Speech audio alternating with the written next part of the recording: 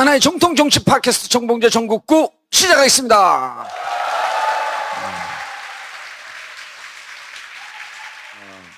저희는 지금 경기도 광명시에 있는 광명동굴, 이따가 이제 광명시장 나오시면 말씀하겠지만 관광객 3,000명이던 광명시를 2015년 145만 명으로 늘려난 700배가 늘었다 그래요.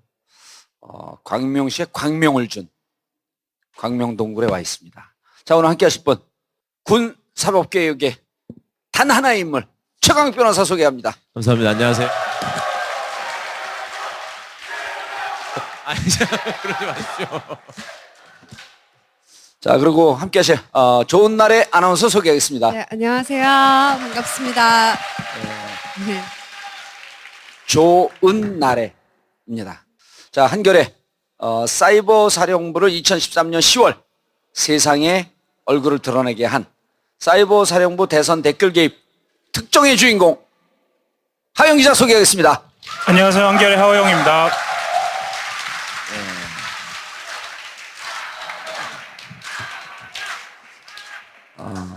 그리고 저는 방송인 정봉주입니다. 반갑습니다.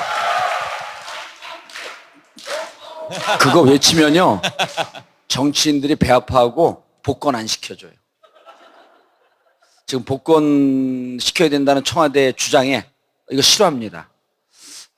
당에서 내심 반대하고 있다는. 그저께 정청래가 전화 왔어요.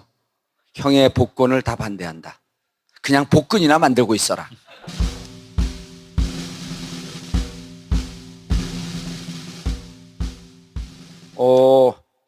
스페셜, 여러분 와이드9.net 와이드몰 잘 아세요? 모르시는 분 손 들어보세요. 한 분도 없네. 저요? 아니, 아빠는 좌빨인데 어떻게 딸을 자유한국당을 만들어 놓으세요? 와이드9의 스페셜 입점 예고합니다. 다이슨 무선 청소기. 이거 아시죠? 다이슨 무선 청소기. 네. 제일 핫한 제품입니다. 이 다이슨 무선 청소기가요, 현재 인터넷에서 81만 7,300원에 팔고 있어요. 그런데 와이드몰에서는 78,900원! 78만 9천 원입니다. 78만 9천. 죄송합니다. 와이드몰에서 78만 9천 원! 예, 그래서 색깔이 마음에 안 드네. 이게 오. 여기까지는 자유한국당, 여기는 민주당, 국민의당 없네. 예, 그냥 대한민국 아니에요? 대한민국. 네. 오, 아니, 그러네. 기아 타이거즈라고 합시다. 기아 타이거스. 자, 그래서 11월 17일 금요일서부터 입점됩니다. 그리고 정식 수입 정품이기 때문에 AS 걱정 안 하셔도 되고요. 저희가 야매는 최순실 하나로 족합니다. 정품. 자, 그리고 MB 둘레길 행사 소개해 주세요. 최강 변호사님. 예, 잘 아시겠지만 MB가 지금 바쁩니다. 오늘 아침에도 무슨 쓸데없는 소리하고 비행기 타고 또 가던데 11월 19일 날 일요일 날 오후 2시부터 삼성역 4번 출구 앞에 슈페리어 타워라는 데가 있는데요. 공범자들 혹시 영화 보셨는지 모르겠는데 거기 왜 나오는데 최승호 PD가 붙잡고 얘기하는 장소 있지 않습니까? 예, 거기서 모여가지고 이 쥐를 잡자 행진을 하시고 이 둘레길 MB 집무실에서부터 쥐한테 무슨 집무실이에요. 쥐구멍에서부터 집까지 대략 4km를 도보 행진한다는 계획입니다. 그래서 무상급식을 촉구하는 우리 주진우 기자 표현에 의하면 김관진이 구속된 이후에 이제 이명박이 고속도로를 탔다고 그러던데 고속도로로 빨리 보낼 수 있게 시민들께서 좀 많이 힘을 모아주시면 감사하겠습니다. 지난 전국구 편 들어보시면요, 우리 하호영 기자가 얘기했죠. 임관빈 국방부 정책실장을 신호탄으로 해서 그 다음이 김관진 국방부 장관, 그리고 김태효 청와대 정책기획관, 전략기획관, 그리고 그 다음이 MB다. 근데 김태효 지금 검찰에 수반했어요. 그래서 우리 전국구에서 놓은 순서대로 꽃길을 가고 있다. 감옥 들어가 볼만 해요. 근데 이제 오늘 제가 트위터 안 하다가 오늘 처음으로 했어요. MB 출국. 도망가는 자가 범인이다. 그래서 17일 날, 19일 날 일요일입니다. 오후 2시. 교회 갔다 오실 분도 교회 갔다 오시고요. 성당 갔다 오실 분은 성당 갔다 오시고 그날 구호를 이렇게 합니다. MB를 구속하라 이런 거 안 해요. 우리 재미없어요 그런 거. 제가 이제 2번 하면 여러분들 찍찍찍 하면 됩니다. 주의를 잡자, 주의를 잡자. 찍찍찍. 다시 한번 하겠습니다. 주의를 잡자, 주의를 잡자. 찍찍찍. 국정원장 남재준 네. 특집. 남재준 최고 전문가 아니에요? 알고 왔어요 하기 전 여기 남재준 특집이라는 거. 남재준 특집이라는 얘기를 듣고 네. 사실 저는 이제 남재준하고에 관련돼 있는 인물들을 좀 조사해 왔어요. 예. 가장 가까이에는 최광욱 변호사가 있죠. 그렇죠. 예. 예. 자, 일단 남재준. 네. 어떤 사람인지 소개해 주시죠. 그 남재준 전 국정원장이야말로 나이가 좀 생각보다 많아요. 예. 많죠. 44년생입니다. 44년생이고요. 육사 25기를 나왔는데 제가 25기라고 말씀을 드리는 데는 좀 이유가 있어요. 그러니까 우리가 흔히 생각하는 이름 들어봤을 법한 최근에 등장하는 군 관련한 인사들이 25기부터 출발합니다. 그래서 25기를 기억해 두시면 김관진, 김장수 뭐 줄줄이 등장하니까요. 어쨌든 남재준은 육사 25기입니다. 그리고 주로 요직을 대부분 다 거쳤습니다. 주특기는 인사죠. 예. 그 남재준 국정원장하고 김장수 전 안보실장하고 김관진 장관까지 25, 26, 27 이렇게 쭉 연관성이 있어요. 오. 서로 주고받거든요. 특히 이제 사단장 그리고 작전본부장, 육군 참모총장이나 장관 이렇게 해서 다 주고받습니다. 25기가 남재준, 26기가 김장수, 예. 27기가 김관진, 27, 28입니다. 아니야, 잘못 알고 있어. 네네네. 네. 28기가 김관진이고요. 28기 김관진, 예. 김장수는 그리고 김장수가 27기입니다. 27기. 한 기수 건너뛰어서 25, 27, 28 이렇게 되거든요. 25, 27, 28. 예. 잠깐 제가 끼어들어서 족보를 조금 더 보충을 해서 말씀드리면 육사 25기라는 게 65년도에 육사를 들어간 사람들입니다. 40을 더하면은 소위 대학에서 말하는 학번이 되거든요. 이 사람이 44년생인데 25기로 들어갔다는 건 22살 때 대학을 들어갔다는 얘기입니다. 그래서 그때 남재준이 이제 그 한미연합사 부사령관을 하는데요. 그 다음 한미연합사 부사령관이 신일순이라고 요즘 제가 먼저 구속시켰다고 연관 검색으로 뜨고 있는 그 사람이 26기 신일순.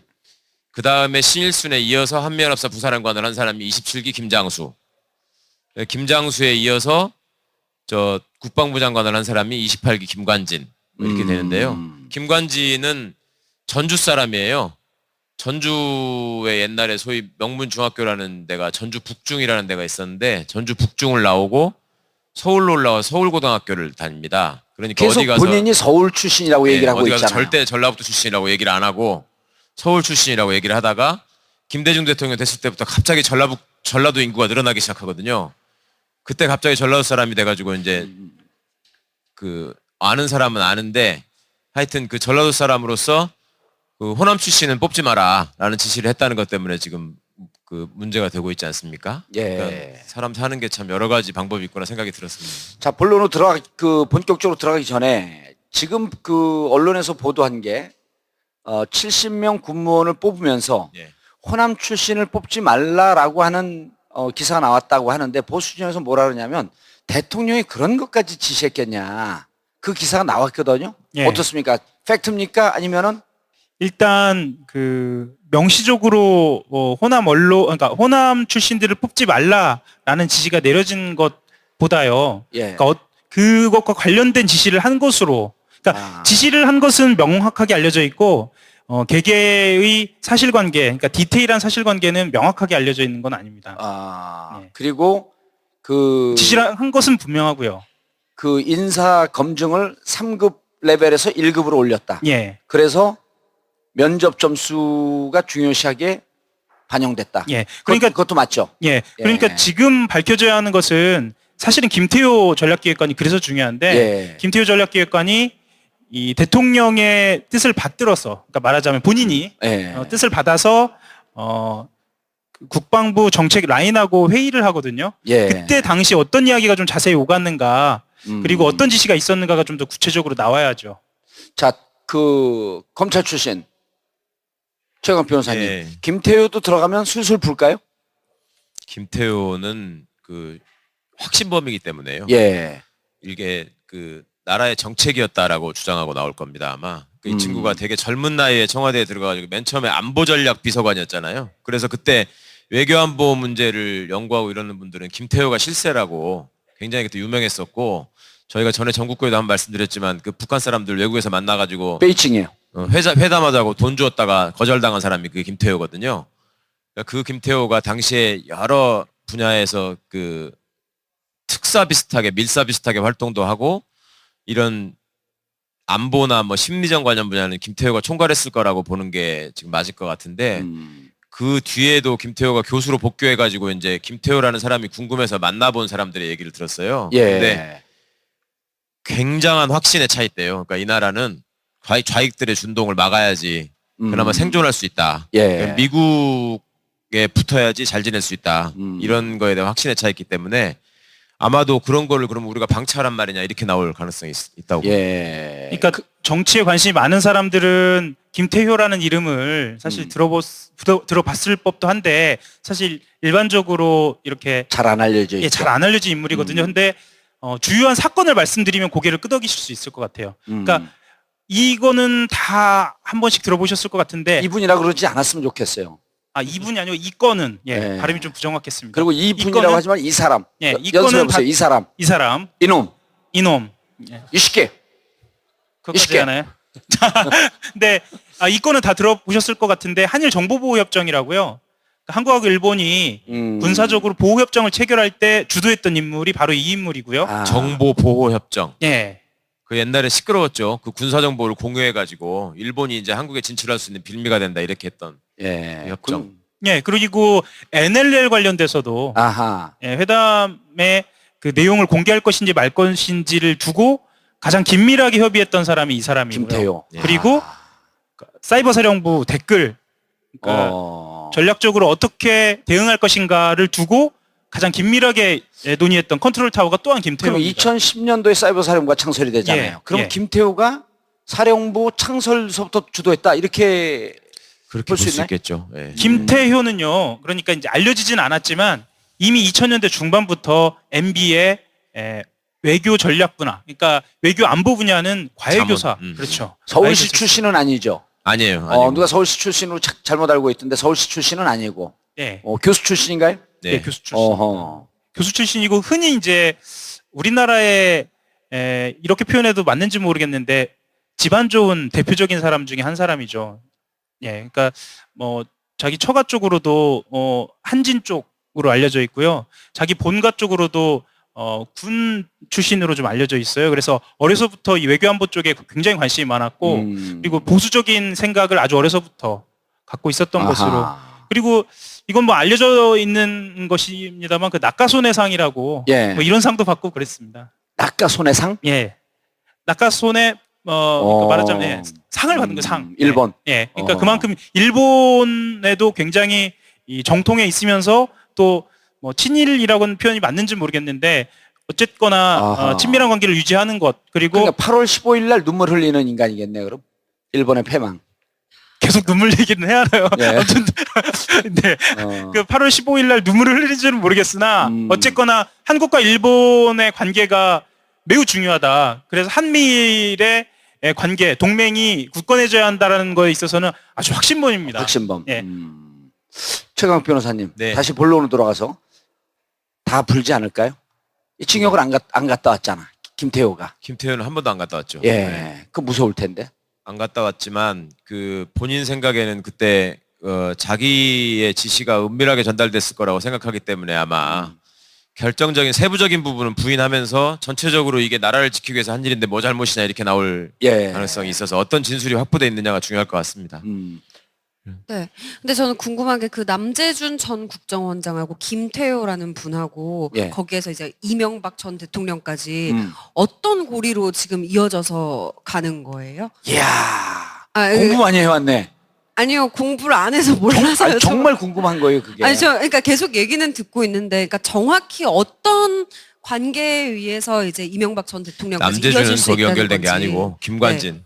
김관진. 아. 예. 남재준은 나중에 박근혜 때 이제 예. 자리를 얻게 되고 그렇죠, 그렇죠. 예. 그래서 이제 지금 MB를 잡는 거예요. 지금 이제 네. 박근혜는 이미 잡았고 이제 MB를 잡으려면은 김관진, 김태효, MB 라인으로 이렇게 연결이 돼 있을 것이다. 그렇게 예. 생각하면 더 이명박, 박근혜 이렇게 해서 이명박근혜라고 하잖아요. 그러면 어떤 측면에서 이명박근혜라고 우리가 이야기를 할 수 있는가를 볼 때 상징적인 사건이 NLL 대화록 공개거든요. 그럼 NLL 대화록 공개를 누가 주도했느냐라고 봤을 때 NLL 대화록에 말하자면 을 기획하고 총괄하는 사람이 김태효가 있었고 그것에 마침표를 찍은 사람이 남재준이라고 보면 되거든요.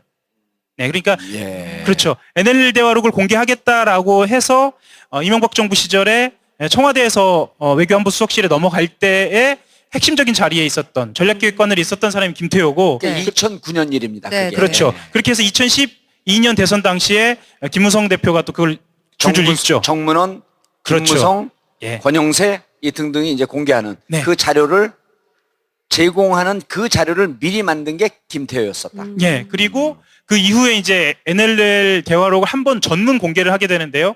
그때 그것을 주도한 사람이 이제 남재준 전 국정원장이 되겠습니다. 그러니까 우리가 생각할 때 MB계 정치적으로 MB계 또는 친박계 이렇게 해서 갈리는 것처럼 보이지만 네. 한 사건을 두고 본다면 그러니까 본인들이 정권을 재창출하는 과정에서의 그 사람들의 포지셔닝으로 본다면 다 한 통속인 거죠. 예. 거기 핵심에 김태효와 남재준이 있었던 거고요. 예. 그리고 남재준 전 국정원장 같은 경우에는 육군참모총장이 마지막 자기의 공직인데 그 이후로는 박근혜 대통령을 계속 보좌해왔습니다. 예. 자, 이제 남재준 라이프 스토리로 들어갑니다. 최강 변호사님. 남재준하고 친하죠, 개인적으로. 그럴 리가 있나요? 그 사람이 이제 사관학교를 늦게 들어가서 자기 동기들보다 나이가 많잖아요. 그러니까 그때부터 자기는 동기들하고 좀 다르다고 생각하면서 살아온 사람이에요.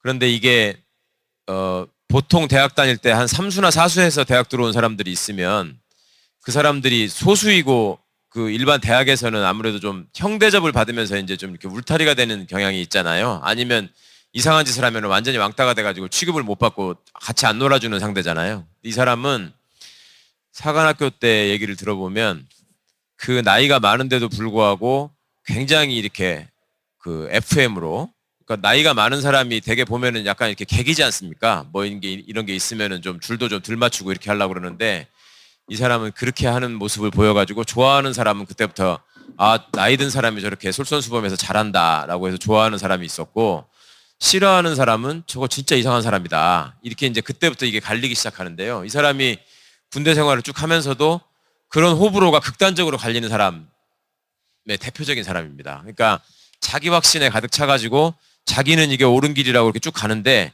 남들이 보기에는 진짜 이상한 짓을 하는 사람들이 이렇게 살다 보면 있거든요. 그 대표적인 사람이 이제 고영주 같은 사람이 있는데 그런 맥락에 비슷한 사람이에요. 그 남재준을 찬양하는 사람은 무슨 저 신과 같은 사람이다. 뭐 청렴 결백하고 강직하고 뭐 완벽한 군인의 표상이다.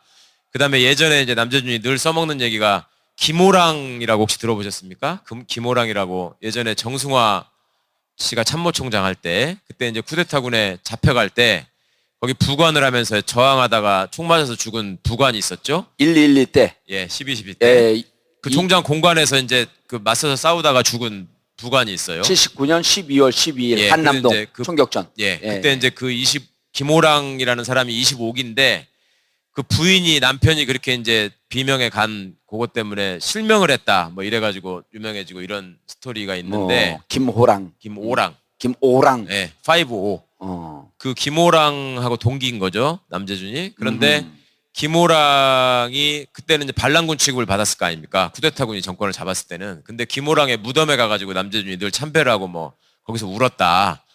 그래서 뭐 거기서 찍히는 바람에 남재준이 그동안에 육사 출신임에도 불구하고 진급을 못한다. 그러니까 중령에서 대령 될 때도 3차 진급을 했고 예. 대령에서 준장 될 때도 몇 번을 떨어지고 진급을 하고 그러니까 이제 나이가 많은 사람인데 자기 동기들보다 또 한 두해 세 계속 늦게 진급을 하니까 예. 굉장히 늦어질 거 아닙니까? 나이로 따지면. 그러니까 그거를 그냥 보는 사람들은 야, 저 사람이 강직하게 원칙을 지키다 보니 그리고 김호랑 소련 같은 참군인을 기리다 보니 저렇게 불이익을 받는다라고 착각할 수 있는 소재가 돼요, 그게. 어. 그 본인이 그거를 최대한 활용해요, 제가 보기에는. 그것도 스토리로 만들어. 그걸로 어. 자기가 굉장히 원칙을 지키는 강직한 군인인 것처럼 하면서 본인이 가지고 있는 그 독선을 계속 키워나가는 거죠. 독선. 예.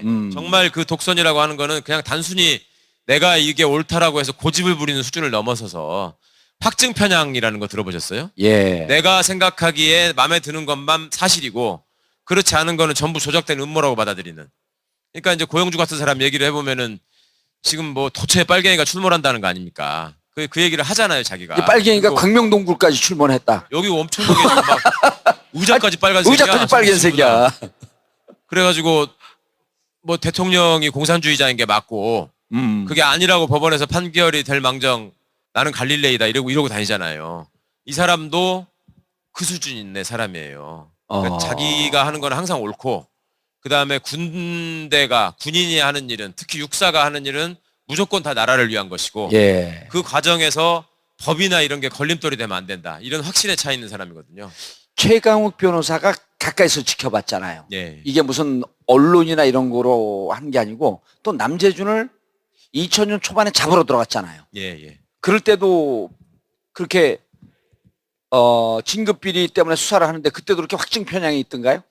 그러니까 이게 참 그 공개 방송 때마다 이 얘기가 나와서 제가 웬만하면 안 하려고 그러는데 세상이 이렇게 되다 보니까 그 사람들이 사라질 줄 알았는데 자꾸 다들 어떻게 기어 나오는 바람에 제가 15년 전 기억을 또 해서 말씀을 드려야 되는데 이 사람이 그 참여정부 시절에 육군 참모총장이 됩니다. 예. 참모총장이 될 때는 지금까지 제가 말씀드렸던 그 사람의 그 이미지 조작 있잖아요. 그게 먹힌 거예요. 참여정부에서 볼 때 지금 정권도 마찬가지지만 이 군 출신들은 소위 개혁 정권이 들어서 뭔가를 바꾸자고 할 때 시킬 사람이 없는 거예요. 그런 고민이 있는 겁니다. 그러니까 지금 생각해 보시면 검찰이 썩을 대로 썩었다고 하고 개혁과제 1순위라고 하잖아요.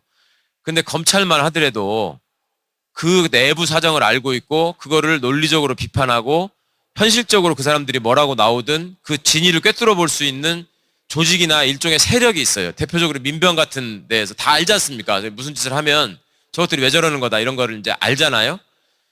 그러니까 검찰 같은 데가 꽉 막혀 있는 것 같지만 그런 데가 있고 국정원도 국정원 출신들이 모여가지고 있는 무슨 단체 같은 게 있어요. 경찰도 무슨 무궁화 클럽이네 폴 레떼양이네 어쩌고 해가지고 그 경찰의 개혁을 촉구하는 그런 집단이 있습니다. 군대 있어요? 그런 거? 그거 생각해 보셨어요? 군대라고 붙어 있는 거는 그 언저리에 있는 것들은 전부 다 일종의 어용단체예요. 제한군인회, 군인공제회, 성우회, 심지어 무슨 저 태극기 집회 이런 거 할 때마다 뭐 예비역 대령연합회, 육사 총동문회 뭐 이런 것들이 깃발 들고 나오잖아요. 저런 게 하나 있더라고요. 무슨 군 민주화를 바라는 장성연대 뭐 이런 게 있어요. 그 회원이 2명인가 되더라고요. 예전에 실제 있어요 그게. 평화제한군인회라고 잠깐 맞아요. 생겼다가 없어진 게 그것도 한 있었는데 10명쯤 됐었죠 회원이. 그것도 뭐 그다지 그렇게 순수성이 떨어지는 사람들이 많아가지고 잘 못 되고 그랬는데 어쨌거나 군대는 그 안에서 근무할 적에 보안이나 비밀이나 이런 걸 강조하기 때문에 사람들이 세상 일에 대해서 관심을 갖는 게 죄악이다라고 느끼는 경향이 있습니다. 그러니까 사무실에 앉아가지고 한겨레 신문을 보면 당연히 안 된다고 생각하고 그걸 보다가 내가 들키면 진급을 못 한다고 생각하고 그러면 조선일보는 열심히 보느냐? 그것도 절대 안 보죠. 근무 시간에 신문 보는 놈은 노는 사람으로 찍혀가지고 안 된다라고 생각해서 국방일보 앞페이지만 보거든요. 첫 장만. 그러니까 군대에서 예를 들면 윤일병 사망 사건 이런 것들이 벌어지면은 사회적으로 굉장히 시끄러워지지 않습니까? 그래가지고 막 국회에서 뭐가 만들어지고 이러잖아요. 직업군인들 붙잡고 물어보세요. 몰라요. 지금도 윤일병 누구냐고 물어보면 아는 사람이 그렇게 많지 않을 겁니다. 윤일병이라고 하면은 어떤 윤일병을 말하는 거냐. 윤 씨가 한두 명이냐 이렇게 나오는 사람들이 많을 거예요. 그러니까 진짜로 세상 돌아가는 일을 잘 모르고요. 예. 그 내부에서는 자기보다 높은 사람이 얘기하는 것을 그대로 받아들여서 수명한다 그러잖아요. 수명. 예. 수명해서 복종해서 집행하는 거 이게 이제 내 일이고 군인의 자세라고 생각합니다. 근데 그런 속성을 가장 잘 아는 남재준이라는 사람이 2002년도에 이제 정권이 바뀌었어요. 이제 참여정부에 들어와서 참모총장이 되는데 참여정부는 군에 대해서 잘 모르는 정권이었어요. 지금 정부도 뭐 비슷하다고 저는 생각하는데 왜 잘 모르냐면 우리 그 소위 386을 비롯한 민주개혁 진영의 사람들이 군대를 갔다 온 사람이 거의 없어요. 그 예전에 다 감옥 갔다 오고 이래가지고 그러면 군대를 안 가잖아요. 그리고 그렇죠. 군대를 가더라도 강제징집으로 가가지고 최전방에 가서 정말 고생하는 생활을 하면서 있다 보니까 거기서 벌어지는 그 GOP에서 벌어지는 그거만 알아. 그러니까 군대에서 잘 모르고 군대에 대해서 아는 거는 군부 독재 시절의 기억. 그다음에 쟤들이 저 조금 그 틈이 비면 쿠데타를 한다. 요 정도 기억밖에 없는 거예요. 예. 그리고 군대는 썩어 있다.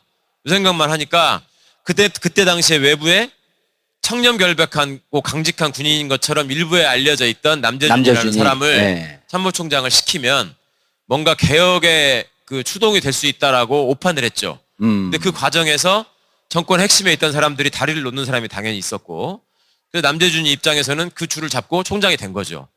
그래서 이제 그런 사람들이 앞으로 뒤에도 이제 계속 국정원 사태까지 등장을 하게 되는데, 이게 이제 군을 잘 모르고 정권을 잡았을 때 생기는 그 문제와 시행착오를 이번 정부가 겪지 않았으면 하는 차원에서 예. 남재준에 대해서 반드시 좀 깊이 알아야 된다라는 생각을 하고 있습니다. 자, 그래서 참모총장이 됐고 예. 그 이후의 행보는 어떻게 돼요? 참모총장이 돼서 이제 이 사람이 예. 뭘 했냐면, 아까 이제 하 기자가 소개할 적에 주특기가 인사라고 그랬잖아요. 군대가 처음에는 병과라는 게 있어요, 장교들은.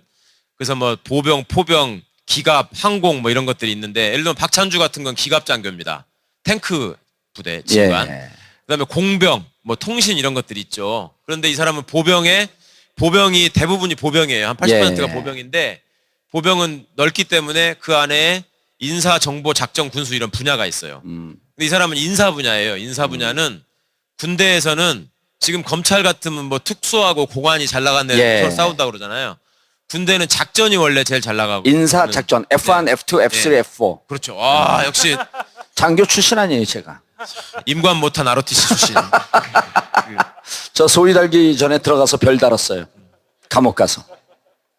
정확히 말하면 그 F1은 아니고 예.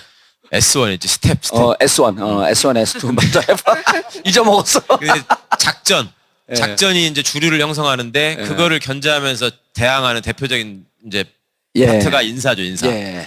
그런데 이 사람이 인사가 주특기다 보니까 자기가 자기 어떤 그 아. 성과를 어디서 높일 수 있냐 인사로 잡은 거예요. 예. 그래서 총장 취임 일성으로 딱 선언하는 게 뭐냐면, 내가 그동안에 진급에서 여러 번 떨어져 보고 육사 출신이지만 내가 불이익을 받아봤기 때문에 진급 제도를 공정하게 만들겠다. 어허. 그래서 진급에 떨어지고 억울해하는 사람들의 한을 풀겠다. 뭐 이렇게 얘기를 하는 거예요.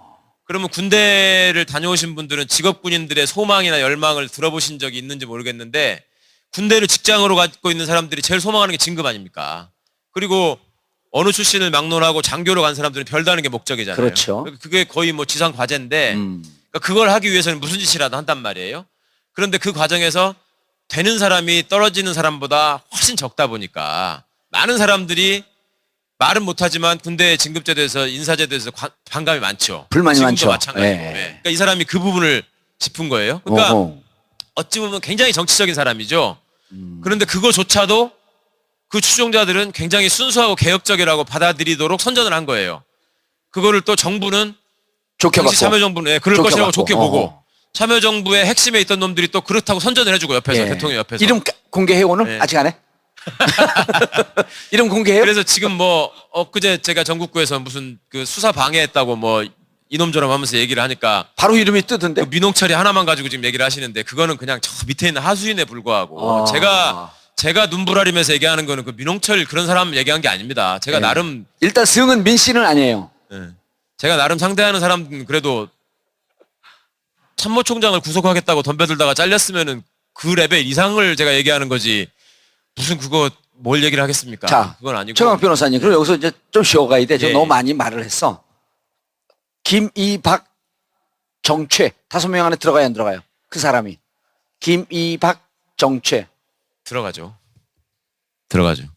최는 빼도 될 것 같은. 예? 최는 빼도 될 것 같은. 왜? 최는 왜 빼? 최는 빼도 될 것 같은데. 뭐 정최 김이박만 해도 될 것 같은데요. 최철수야? 최를 왜 빼? 왜 자꾸 왜 글로 가요? 아, 김이박, 정최. 아, 이게 5대 성이거든. 이 안에 있대요. 누굴까? 김이박, 최정여. 아니야, 바뀌었어요. 정채로. 올해 바뀌었어, 올해. 올해 바뀌었어. 알겠습니다. 김이박, 정채. 인정. 그러니까 저는 그 말씀을 좀 드리고 싶은데, 왜 남재준인가? 아. 그래 뭐 대선 출마했지만 정말 듣보잡 아닌가 이렇게 생각하실지는 잘 올해 모르겠는데. 대선 출마했어요? 대선 출마했었죠. 예, 그렇게 생각하실지 오. 모르겠는데 저는 그런 생각은 좀 들어요. 그러니까 지금 군대가 망가졌다라고 한다면 사실은 파벌 때문이거든요. 예? 파벌. 그렇죠. 파벌. 그러면 하나회, 그다음에 알자회, 알자회, 또 뭐 그다음에 최근에 뭐, 독사파까지. 독사파 사이에 또 뭐 하나 있었는데 만나회라는 만나회가 만나회. 있죠. 예. 하나회, 만나회, 알자회. 독사파. 예. 근데 사실은 그런 파벌 말고 자기 사람이라고 본격적으로 심어대기 시작한 게 사실 남재준이거든요. 네, 네. 조 기자님, 네. 나래 기자님, 네. 만나회가 뭔지 알아요? 왜 만나죠? 저는 다 처음 들어봤어요. 우리 좀 만나회. 자주 만나자. 아, 만나회. 그래서 만나회. 알자회는요?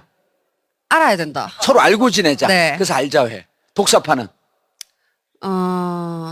독사 같다. 독일 독일에서 1등서부터 사고를 다녔다. 10등 사이에 한 명을 집어서 네. 1학년은 육사를 다니고 2, 3, 4학년을 독일 육사를 졸업하고 와요. 그게 미국 육사 웨스트포인트보다 거기 중간에 대위 소령 중령 때 유학을 갔다 오거든요. 그거보다도 독사파는 자기들이 더 우수하다고 생각을 해요. 그래서 독일 사관학교 출신들을 독사파. 아, 네. 그 지금 군은 검찰이 지금 김관진, 그다음에 그 김태영, 연재욱, 옥동영, 연재욱 이렇게 했고 그 지금 3명은 다 육사파이기 때문에 검찰이 독사파를 손보고 있는 것으로 보고 있다. 거기서 모든 군의 전행이 이뤄졌다. 이렇게 보고 있는 거죠. 그러니까 조금만 설명을 해드리면 이게 본인들끼리 또래 집단이 되다 보면 어쨌든 파벌이 되다 보면 그렇게 좀 극단적인 상황이 벌어져요. 예를 들면 망가지는? 그렇죠. 네. 김관진 장관 같은 경우에는 그 댓글을 달고 말하자면 그런 그 정치에 개입하는 실무를 연재욱한테 줬다면 예. 그 콘텐츠를 교육사령관한테 끄집어내는데 그게 류재승 정책실장이 정책실장 전에 교육사령관이었단 교육사령관 말이죠. 했다가 예, 그 교육사령부에서 종북 자료가 나오는 거예요.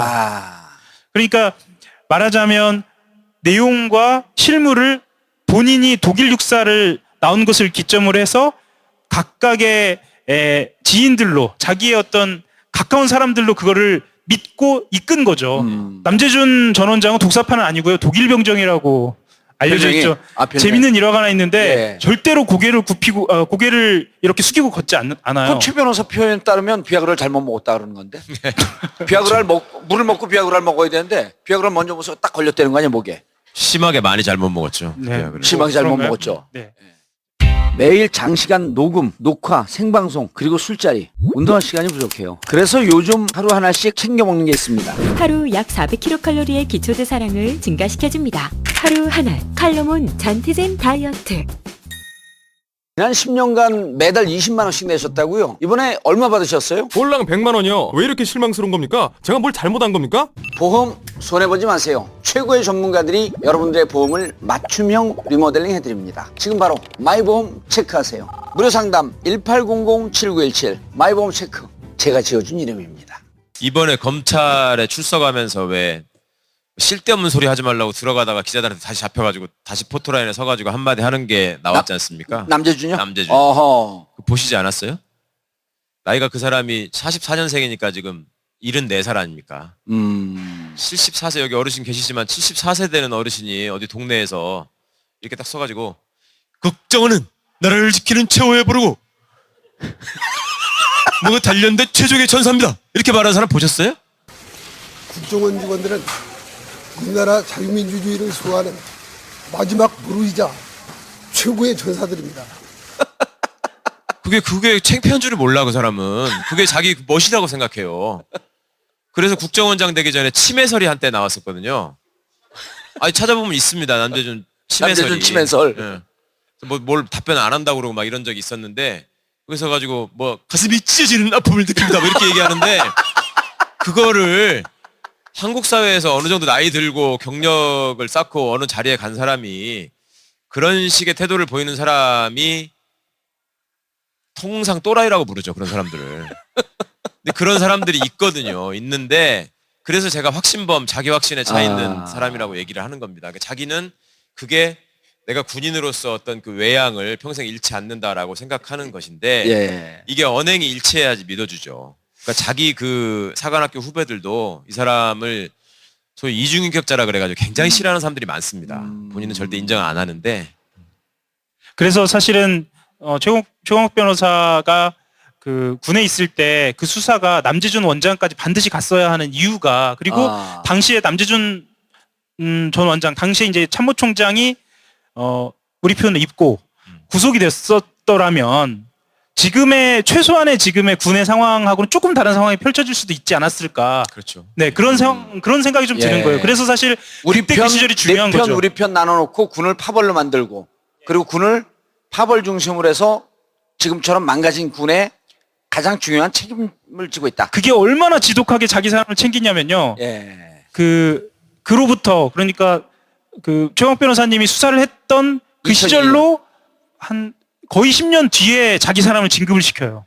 그리고 자기 사람을 데려가고, 그러니까 국정원장이 되면서 자기 사람을 요직에 앉히고, 이렇게 아주 지긋지긋하게 자기 사람을 앉히는 국정원장 된 건 겁니다. 2013년 일 아니에요. 그러니까 지난 시간에 저희가 그 고명현에 대해서 말씀을 예. 드렸잖아요. 그러니까 이 사람이 2003년도에 총장이 되고 제가 2004년도에 그 진급비리 수사를 하게 되는데, 해마다 장성 진급이 발표되는 때가 10월이에요. 10월 초중순에 발표가 되는데요. 지금은 조금 줄었는데 그때는 한 50명 플러스 한두 명 정도로 1년에 별 하나를 다는 준장 진급자가 나옵니다. 그런데 이 사람이 아까 뭐라고 얘기를 했냐면, 그 진급 심사를 할 때마다 자기가 열심히 쌓아온 실적과 능력에 따라서 객관적으로 공정하게 평가를 받는 게 아니라 군인들이 다들 한편으로 두려워하고 한편으로 싫어하는 기무하고 헌병, 기무하고 헌병이 뒷조사를 해가지고 뒤따라다니면서 그 만든 조난 자료, 신상 자료, 이거에 의해서, 이거를 이제 기관 자료라고 군대에서는 그러는데요. 그 기관 자료에 의해서 아무리 자기가 잘해도 걔들한테 밑보여가지고 평판이 나쁜 사람으로 찍혀버리면 진급을 못한다. 그러니까 그 무슨 뭐 대령 준장 달고 이런 사람들이 기무부대 중사만 봐도 쩔쩔매고 이러는 일이 생기는 거거든요. 그러니까 자기 그 군대 안에 있는 사람들이 그게 굉장히 큰 불만이라고요, 지금도. 근데 그거를 내가 해결하겠다라고 얘기를 한 거예요, 이 사람이. 그러면서 진급 심사를 할 때 그 사람들이 보내는 자료를 일체 참고하지 않겠다. 그리고 순수하게 진급 심사위원들이 모여가지고 시스템대로 평가를 해서 뽑겠다라고 얘기를 했어요. 그러면서 자기 사람을 놓을 수 그러면서 있는. 이 사람이 나쁜 게 뭐냐면, 그런 것들을, 그래서 이제 그러면 그런 기관 자료가 필요한 이유가, 지금도 왜 정부에서 인사하고 이럴 때 예. 국정원 정보, 경찰 정보 뭐 그렇죠. 이렇게 취합해가지고 인사에 이 사람 사생활에 문제가 없다는 걸 확인한다는 거잖아요. 예. 기본적으로. 그러면 이제 그런 자료를 안 보겠다고 했으니 그러면 그걸 대체하기 위해서 내가 인사검증위원회라는 걸 따로 만들어서 거기서 충분히 소명 기회를 주고 어떤 예. 의혹에 대해서 해결이 되면 그거는 절대 불이익으로 삼지 않겠다라고 얘기를 하니까, 일단 듣는 사람 입장에서 환호를 하는 거예요. 야, 군대가 그럴싸해요. 그럴싸해. 얼마나 그럴싸해요. 예. 야, 이 사람이 진짜로 진급 시스템을 바꿔 공정하게 인사를 하나보다 생각을 했어요. 그런데 그때 이제 여러 가지 소문이 돌기 시작하는데 뭔가 이상해. 그래가지고 결과적으로 하여튼 이 사람이 어떻게 했냐면, 자기가 총장으로 취임한 초기에서부터 그 얘기를 하는 순간부터 밑에 사람들을 불러가지고, 그것도 육사를 나오지 않은 ROTC나 3사 출신으로 육사에 잘 보여야지만 미래가 있는 사람들 있잖아요. 그런 사람들을 완벽하게 꼬봉으로 만들어가지고, 너는 이것만 하면은 나중에 하나 더 올려줄게, 이렇게 해가지고 그 사람들한테 계속 자기가 얘기를 해요. 얘는 싫다, 얘를 시켜라, 얘를 해라, 이런 식으로 해가지고 그때 초반부터 한 100명의 사람을 미리 추립니다. 그래가지고 몇 달 동안 그거를 쭉 줄여가다가 진급 심사가 시작되는 한 달 전쯤에 그 50명으로 정확히 맞추는 거예요. 그래가지고 그거를 딱 정해놓고 그 다음부터 지가 얘기한 시스템에 의한 심사를 하네, 무슨 인사검증위원회를 돌리네 하면서 쇼를 한 거야. 그것도 그 진급심사위원이라는 걸 군대가 갑반, 을반, 병반이라고 나눠가지고요. 각 반에 이제 그 계급별로 이렇게, 그러니까 갑반 같으면은 뭐 투스타가 위원장, 뭐 을반 같으면은 원스타가 위원장, 뭐 또 병반 같으면은 육사 아닌 원스타가 위원장, 이런 식으로 해가지고 세 개 반을 나눠서 예. 그 각 반에서 셋 다 추천을 하면은 무조건 진급 대상자. 예. 뭐 여기서 둘만 추천하면은 일단 여기다 이렇게 해놓고 왜 오디션에 가갖고 왜 심사위원들한테 이거 받듯이. 예. 그 세 명이 갑, 을, 병에서 추천이 들어오면 그 사람 무조건 진급. 예. 둘만 올라오게 되면 모아놨다가 후보가 되고, 그렇죠. 유력한 하나만 후보가 올라오게 되면 탈락. 아니 하나만 돼도 가능성은 있는 가능성이 거고. 있고 하나도 안 아예 올라오면 안 되면 탈락. 이렇게 이제 쭉 좁혀나가는 과정을 그 사람들이 모여가지고 합숙을 하면서 무슨 수능시험 출제하듯이 한 일주일 동안을 모여서 하거든요. 그리고 예. 그 회의할 때마다 그거를 또 공정하게 한답시고 녹화도 하고 막 그럽니다. 그랬는데 그 녹화를 하는 이유는 나중에 저희가 수사를 해서 알고 보니까 그 과정에서 반대하는 놈. 그러면 아주 유능한 사람이 있을 거 아니에요. 예. 근데 갑반, 을반, 병반을 녹화한다고 하면서 CCTV를 놓고 다 지켜보고 있는 거야. 어허. 그러다가 남재준이가 떨어뜨리라고 한 사람인데 거기서 이제 세 군데 다 우수한 사람으로 논의가 되고 있잖아요. 그러면 딱 보고 있다가 딱 중단을 시켜, 심사를. 회의를. 예, 중단을 시키고 그 지시를 받은 별 하나짜리가 그 회의장에 딱 들어가가지고 그 심사위원들한테 그 정봉주 대령은 여자 문제가 좀 복잡하다는 얘기가 있습니다. 이렇게 씩 하고 나오는 거예요, 그냥. 이거 얘기를. 그거 실화인데. 그러니까 뭐 예를 들어도 어떻게 실화를 들어 그렇게? 그렇게 하고 나오면 이 사람들이 이제 그걸 의식할 거 아닙니까? 그러면 또 이제 녹화한다고 이걸 모니터를 끼고 또 보는 거예요. 뭐 그렇게 얘기를 했는데도 아니야, 뭔가 잘못된 것 같아. 얘는 시켜야 돼. 이렇게 될 수 있잖아요. 예. 그럼 또 중단시켜. 그리고 들어가가지고 이제 뭘 쓱 줘요. 이게 쓱 주는 게 뭐냐면 아까 남재준이가 안 한다고 했던 헌병 기무에서 만든 동향 자료. 아하. 근데 거기에도 없는 사람이 있을 수 있잖아요. 예. 진짜 완벽하게 자기 생활을 관리하고 그런 게 드러나지 예. 않은 사람도 있거든. 예. 그럼 지네가 만들어 그거를. 가짜. 페이크 뉴스. 가짜를 뉴스. 어디서 만드냐면 아까 이제 그런 억울한 사정이 없도록 만든다는 인사검증위원회라는 걸 만든다 그랬잖아요. 걔들이 만들어 그거를. 저를 만들어 가지고 전에 한번 말씀드린 것처럼 부인이 굉장히 미인인데 치과 치료를 6개월 넘게 받는 걸로 보아 치과 의사랑 바람이 났다. 뭐 이런 걸 내는 거예요. 추정. 아니 부인이 치과 의사 바람난 거하고 얘가 군대 진급하는 거 무슨 상관이야. 근데도 그렇게 해놓고 워낙 경쟁이 치열하니까 그런 거를 이유로 해가지고 떨어뜨린 거예요. 그러니까 그렇게 해가지고 이걸 쭉 맞춰가는 거죠. 그 숫자를 한 명도 안 틀리고 정확히 맞췄다니까. 50명을. 네. 이 50명한테 돈을 받았어요? 그래서 이제 그거를 수사를 하려고 하는데 잘렸지 제가. 청와대에서. 네. 그때 안 잘렸으면 전국구가 없었을 텐데. 그리고 이제 그거를 했던 이유가 뭐냐면 그 전에 이제 진급비리라고 하는 거는 예. 돈을 받아먹고 이렇게 해서 해주는 거 아니냐라고 했는데 저희가 애초에 그 돈을 맨 처음에 들여다보지 않은 이유는 뭐냐면 아까 우리 하 기자가 얘기한 것처럼 군대라는 데가 하나회라는 헤게모니를 쥔 강력한 집단이 일단 김영삼 대통령 때 해산이 됐잖아요. 그러니까 이제 그 다음 기수 애들이 뭐 만나회네 알짜회, 만나회라는 거는 하나회에 대항하기 위해서 만든 이류 조직이었고 알짜회가 이제 그 밑에 있는 애들인데 여기도 이제 사실상 와해가 됐는데 이게 김영삼, 김대중 대통령을 겪으면서 하나회 사람들은 배제가 된단 배제가 말이에요. 됐고, 진급에서 예. 일부러 하나의 명단을 넣어가지고 배제를 시킵니다. 예. 그런데 그렇게 하다 보니까 그 정권에서 박해를 받은 사람처럼 돼가지고 노무현 정부 들어가지고 이놈들이 승진을 해요 이제. 하나회가. 그거 모르니까 이제 한참 지난 일이니까. 그래서 제가 군대를 모르는 정권이 만든 그림자라고 하는 거예요. 그놈들이 진급을 하고 그러니까 그 진급을 하는 와중에 이제 무슨 생각이 드냐면 하나회가 다시 가면 왜냐하면 하나회 애들이 객관적으로 볼 때 당시에 성적도 우수하고 예. 좀 상위권에 있는 예, 애들 아니에요? 예. 운동부 뭐 이런 오. 애들이 돼 있었거든. 예. 그러니까 객관적으로 열세에 놓일 수밖에 없었던 애들이 우리도 뭉쳐야 되겠다라고 생각을 한 측면이 있어서 그런 사람들이 우리가 보기에는 남재준 같은 사람 그러니까 계속 제가 진급을 1차에 하지 못하고 떨어졌다 그랬잖아요. 네. 이 사람을 대표로 해가지고 모일 수 있다고 생각을 한 거예요. 그러니까 이 사람이 왜 겉으로 이렇게 쇼를 하면서 이걸 정해놓고 했을까? 이유가 있을 거 아닙니까? 그러면 이건 일종의 사조직을 만들려고 하는 거다. 그래서 이 사람들을 왜 이 사람들이 이렇게 갖고 가려고 하나? 그 근본적인 이유는 뭐냐면 사람을 거기다가 별 하나짜리로 진급을 시켜놓잖아요. 예. 그럼 얘들이 거기서부터 이제 2개, 3개, 4개로 올라가면서 10년 넘도록 있는 겁니다. 군 전체 조직을 마르고 닳도록 완전히 장악하고. 자기 기파가 다 잡아먹으려고. 완전히. 총장은 2년 하잖아요. 예. 2번 진급을 시킨단 말이에요. 그럼 100명을 시키는 거잖아요. 그러면 그 100명이 결국 군을 다 장악하고. 100명이 한 10여 년 동안 계속 군을 장악하는 거예요. 올라가면서. 그러면 자기는 그냥 이거 딱 빨대를 꽂고 있는 거죠, 여기다가. 이렇게 하고 있는 이제 그걸 꿈꿨던 거죠. 그걸 꿈꿨던 거니까 그 상황에서 이제 이 사람을 예전부터 겪어보고 아는 사람은 저 사람은 충분히 꼼수를 부리고도 남을 사람이고 저렇게 나쁜 짓을 한다라고 생각을 했고 아이러니하게도 그때 당시에 김장수나 김관진 같은 사람은 남재준의 반대파였습니다. 그랬어요? 예. 오. 그러니까 그 사람들이 볼 때는 예. 김관진이나 김장수는 자기들은 나름 호남 출신이잖아요. 예. 호남 출신인데 살아남아서 올라간 거 아니에요. 김장수는 광주일고 출신이고 저기는 전주 북중 전주 북중 출신이고 그 김장수는 광주고등학교. 광주 일고도 아니에요? 광주 일고. 광주 일고. 신일수지가 광주고등학교. 예. 그러니까 이제 이런 사람들이 DJ 정권 들어오면서 갑자기 지가 전라도 사람이라고 갑자기 커밍아웃을 시작하면서 이제 그 이후로 이제 줄을 잡고 올라가는데 그 올라가다가 어쨌든 내부에서 호남 사람은 계속 소수란 말이에요. 예. 그러니까 거기서 책 잡히지 않기 위해서 지 나름대로 자기 관리를 열심히 했다고 자부를 하는 편이었어. 예, 그러면 이명박근혜 정권 넘어가면서 그때는 MB 노무현 정부 때는 김장수가 대세였었잖아요. 예, 그랬어. 그리고 이명박 정권 들어와서 김관진이 이제 대세로 뜨잖아요. 예, 예. 이럴 때 남재준은 물을 먹고 있었나? 그렇죠.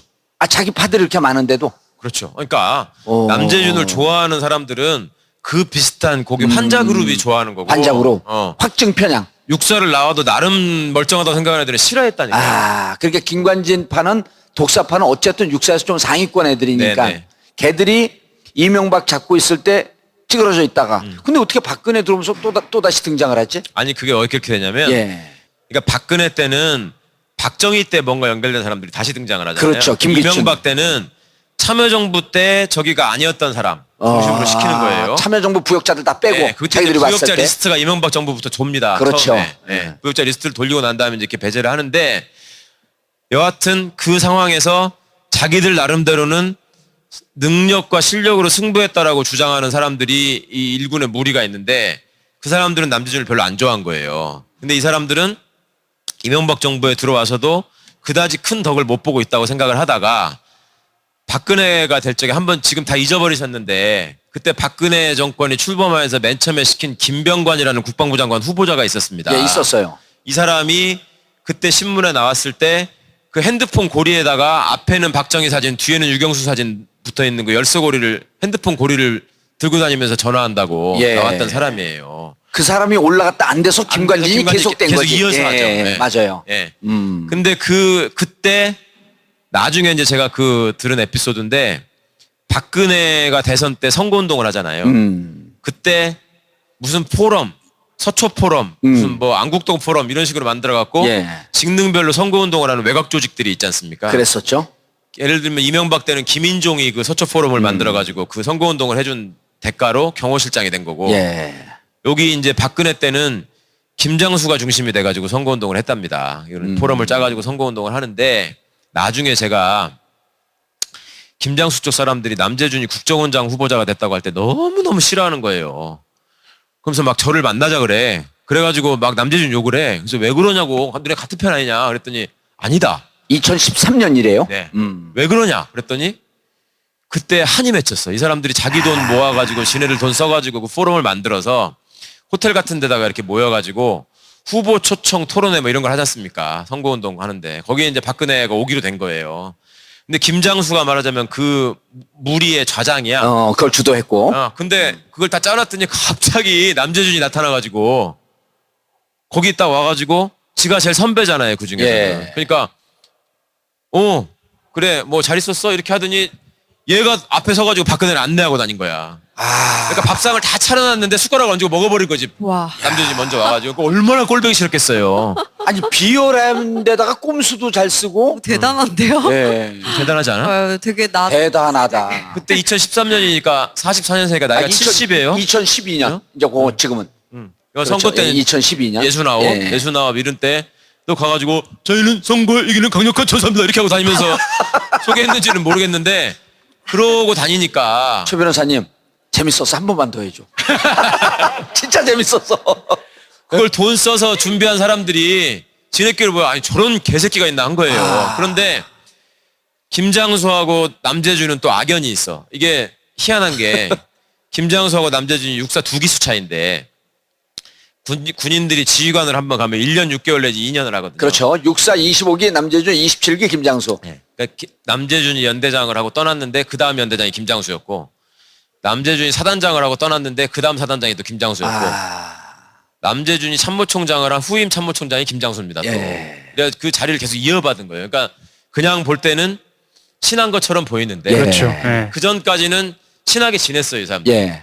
그런데 육군 참모총장을 김장수가 취임하면서 서로 왼수가 됐대. 그래서 왜 왼수가 됐냐 그러니까 남재준이 육군 참모총장 시절에 이제 진급비리 사건이 있었지 않습니까? 그때 군 내에 여론이 어떤 게 있었냐면 야 군인이 예. 지금 검사 애들이 하는 것처럼 시키는 대로 하는 건데 응? 그때 이제 진급비리라고 해서 구속된 사람들은 다 제일 높은 게 별 하나짜리까지 구속되고 말았거든요. 처벌받고.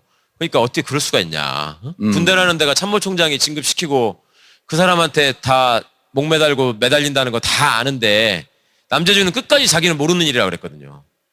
진급 비리에 대해서. 네, 그때 당시에 합참의장이 김종환이라고 원주 사람인데 그 사람이 남재준 동기예요. 25기인데 그 재밌는 일이 있었다니까. 저희가 그 수사 중간에 이제 뭐 자꾸 이제 간섭을 하고 귀찮게 해야 되니까 장관이 자꾸 불러요. 와가지고 뭐 내용을 얘기해달라 어쩌고 하면 이제 몇 번 안 간다고 하다가 가면 그 국방부 청사 현관으로 들어가다가 합참의장이 나오다가 날 마주치는 거야. 일부러. 아니 이제 우연히 마주치는 우연히, 거예요. 예. 마주치면 이 사람이 이걸 보면서 화이팅! 이렇게 하고 가는 거야. 그러니까 자기 동기를 수사하고 있는데 자기도 싫은 거예요. 그러니까 남재준이. 근데 그때는 왜 싫어했냐면 참모총장이 주도권을 갖고 인사를 하는데 그 인사를 할 때마다 포스타들은 예. 네가 원하는 사람 한두 명 얘기를 해라. 그럼 내가 시켜줄게 이런 관행이 있었어요. 예, 포션들이 있어서 네. 네 사람 하나씩 올려줄게. 그렇죠. 육군의 포스타가 합참의장이 제일 높고 예. 그다음에 육군 참모총장, 1군 사령관, 2군 사령관, 3군 사령관, 한미연합사 부사령관까지 있습니다. 포스타는 6명밖에 안 돼요? 6명에다가 해군 참모총장, 공군 공군 참모총장 하면 참모총장 8명이고 8명. 현재상으로는 합참 차장도 포스타 자리인데 예. 이건 있다 없다 하니까 8명이에요. 8명. 우리나라 전체 포스트가 8명인데 이 중에 6명이 육군인 거죠. 예. 그 총장 하나 예? 빼면 5명이잖아요. 이 5명이 별 4개를 달고 있으니까 걔들 체면을 채워줘야 되니까 네 똘만이나 네 부하 중에 한두 명은 내가 시켜준다 이런 관행이 있었거든. 50명 해봐야 10%밖에 안 되는 그렇죠. 건데. 근데 남재준은 그걸 하나도 안 시켜주고 아도를 친 거야 자기가. 아. 그러니까 얘들이 얼마나 미웠겠어. 그러니까 합참의장 입장에서는 자기가 서열은 더 높은데 예. 동기가 그것도 얘기하는데 쌩까버리니까 참모총장이. 중간에 당시에 합참의장이 인사참모부장을 부릅니다. 예. 그 남재준의 신복이라는 인사참모부장을 불러가지고 야 이게 어떻게 이럴 수가 있어 하면서 막 쌍욕을 하고 뭘 집어 던지고 막 거의 때렸다는 거거든. 그래서 도망을 나왔어요 인사참모부장이 당시에. 그런데 그렇게 해도 어쨌거나 이 사람이 자기 맘대로 해버리니까 이제 그런 게 있었고 그다음에 또 한편으로는 그거를 총장이 내가 책임지겠다고 인정을 하고 부하를 보호를 해야지. 예. 아랫 사람들 다 구속이 됐는데. 집어넣고 저는 어떻게 임기를 마치고 떠나느냐 이런 비판을 받았을 거 아니에요. 예. 근데 그렇게 떠나면서 이 사람이 후임 참모총장인 김장수한테 지 꼬봉들 이름을 적어주면서 이거를 이번에 꼭 진급시켜달라고 한 거야. 그러니까 김장수 입장에서는 이런 나쁜 놈이 있냐. 한 명도 얘기를 안 들어주다가. 지가 총장할 때는 한 명도 안 시켜주고 자기는 시스템에 의해서 원칙적으로 했고 무슨 뭐 빨갱이들이 검찰단을 장악해가지고 나를 수사해가지고 내가 박해를 받았고 이런 식으로 얘기해놓고 가면서 야 얘들은 좀 시켜줘 이렇게 하고 가니까 절대 안 된다. 당신이 그거 하다가 문제됐는데 나보고 그걸 하라고 그러냐. 내가 안 된다고 그러니까 이 새끼 봐라. 선배가 시키라면 시키는 거지 이래가지고 이제 둘이 왼수가 됐다는 거야 당시에. 근데 그런데도 겉으로는 표시를 못 내고 다녔을 거 아닙니까. 예. 그렇게 몇 년이 흐르다가 나중에 상치려는데 와가지고 딱 떠먹어버리니까 얼마나 미웠겠냐고 그게. 2012년에. 그러니까 2012년에 근데 그렇게 둘이 악연으로 다시 만난 게 2004년도 헤어지잖아요. 예. 그러면서 이제 서로 원수가 돼. 그리고 8년 동안 남재준은 그때 뭐 하고 살았냐는 거야. 남재준은 옷을 벗고. 군부대를 돌아다니면서 강연을 하고 살았어요. 그 군인들 언제 강연하면 한번 들어보시면 재밌습니다. 항상 군인들은 나이가 70이 됐건 80이 됐건 50이 됐건 계급이 대령이건 별 4개 출시건 뭐건 간에 강연을 시키면은요 항상 빼먹지 않고 하는 얘기가 환양녀 얘기. 환양녀 얘기. 뭔지 아시죠? 병자호란 때 우리 저기 여성들이 끌려가가지고 거기서 뭐 돌아와서 뭐 돌아온 걸 환향이라 그랬잖아. 예. 고향으로 그래가지고 돌아왔다고. 환양년 뭐 이런 말을 하잖아요. 그 얘기를 꼭 해요. 왜냐하면 아는 게 그밖에 없어.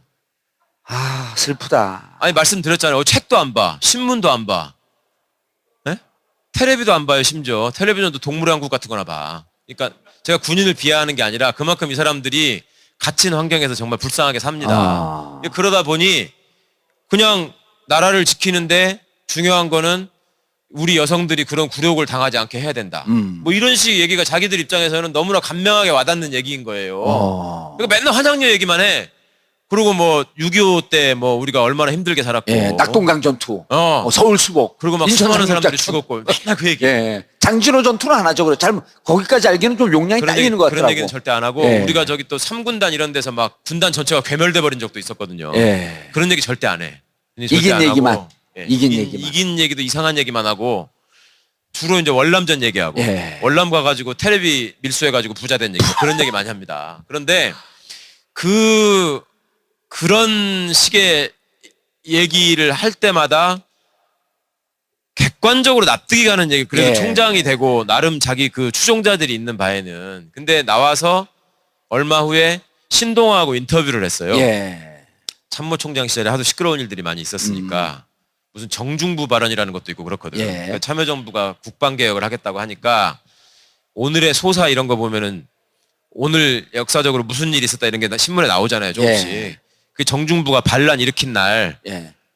육군본부에 무슨 대령 이상 주요 간부들이 모인 회의 자리에서 그 참여정부가 당시에 방위사업청을 만들겠다, 뭐 군사법제도를 개혁하겠다, 뭐 이런 정책들을 발표를 하니까 그거에 대해서 이 사람이 반박을 하면서 군대도 잘 모르는 사람들이 무슨 군을 개혁하겠다고 하느냐, 정중부가 왜 반란을 일으켰는지 아나 이런 얘기를 했어요. 협박을 한 거네. 그러니까 사실 그 군이 이렇게 망가지기 전에 몇 번의 기회가 있었는데 그때가 또 그 정중부의 난이라는 발언을 했을 때죠.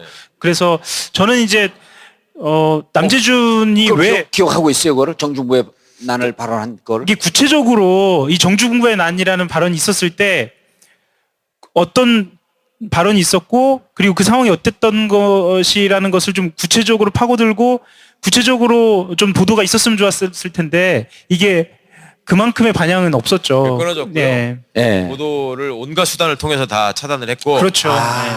그다음에 이제 그 남재준을 시켜준 사람들 예. 쪽에서도 차단을 시켰고, 그다음에 당시에 이제 그 당시 남재준을 비호하는 사람이 청와대 실세 중에 있었잖아요. 네.